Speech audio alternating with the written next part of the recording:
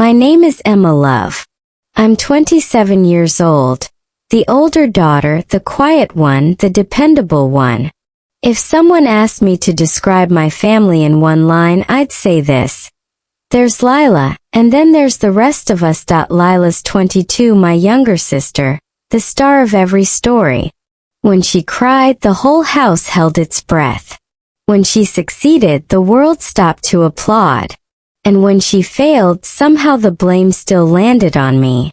I was the background noise, steady, invisible, and easy to forget. At a week before Lila's college graduation, I got a text from her. It was a photo.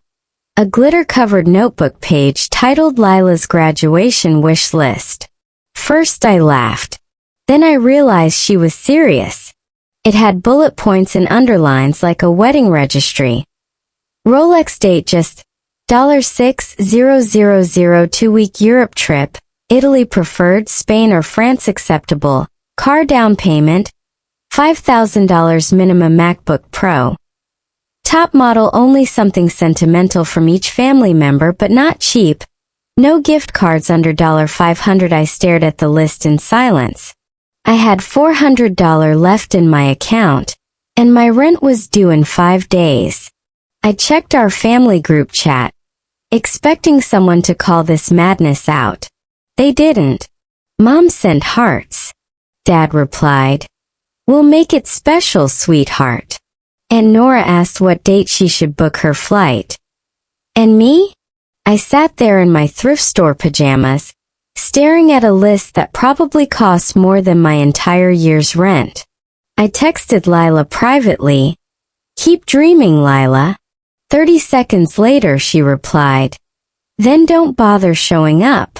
No emoji. No joke. Just that. The next morning the family chat was filled with excitement. Restaurant bookings, photo booth ideas, outfit suggestions. Nobody asked why I wasn't replying. That evening Mom called, her voice sugar sweet. "Emma, honey, can you help us pick the backdrop color?" Lila's thinking rose gold.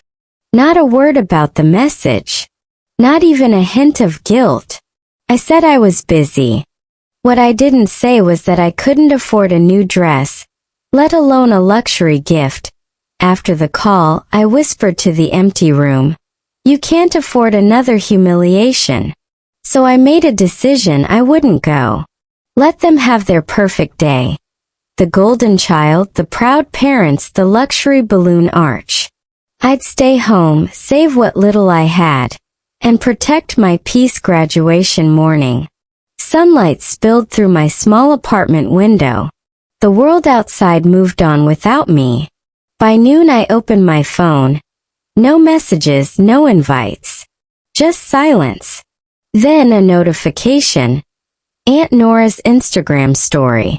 Rows of white chairs on a perfect green lawn. A giant banner. "Congratulations, Lila." There she was, glowing in her designer dress, curls perfectly pinned, holding a bouquet so big it hit her face. Another story appeared. Dad handing her a small silver box. The caption read, #Rolex moment, #proud family. My throat tightened. I told myself I didn't care. But I kept watching. Every clap, every cheer, it all echoed one truth. In our family, love had always been a currency, and I was broke. Still, I thought I'd chosen peace. But I didn't know someone else was about to end the silence. Right in the middle of Lila's big day. Because while I stayed quiet in my apartment, someone I hadn't heard from in years was walking straight into that ceremony with a plan that would change everything. Her name was Tessa, and she wasn't coming for the cake. That night my phone buzzed. A message from Tessa, my cousin. We hadn't talked in years. "Tessa, you going to the circus tomorrow or sitting this one out?"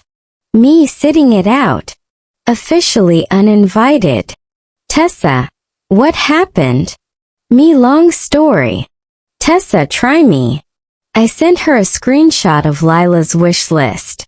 She replied instantly, Unbelievable. No, completely believable, I said. Then I'll go, she wrote. For what? I asked. Not for her, she said. For you. I thought she was joking. She wasn't. The next day while I sat in silence, Tessa walked straight into that graduation.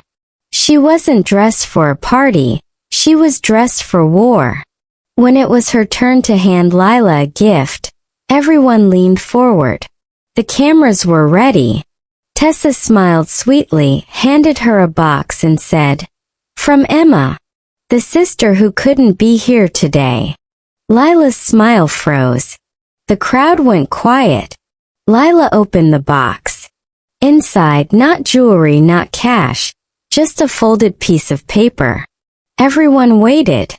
She unfolded it slowly. It was a copy of the original wish list, her own handwriting. At the bottom in bold letters, Tessa had added one line. "Be grateful. That's the only gift that never runs out." You could hear a pin drop. Mom gasped. Dad's face turned pale. And for once, just once, Lila had nothing to say. That night my phone buzzed again. It was Tessa. "You don't need to thank me," she said. "Someone had to remind them who you are." I smiled through tears. "You really did that?" I asked. "Yeah," she said. "And you know what? You should have seen her face." For the first time in years I felt seen. The next morning Mom called, voice soft, unsure. "Emma, honey. Maybe we went a little overboard." I didn't gloat. I just said, "I know, Mom. I love you." And maybe for once that was enough. Because sometimes silence doesn't mean surrender. Sometimes it's the sound right before change begins.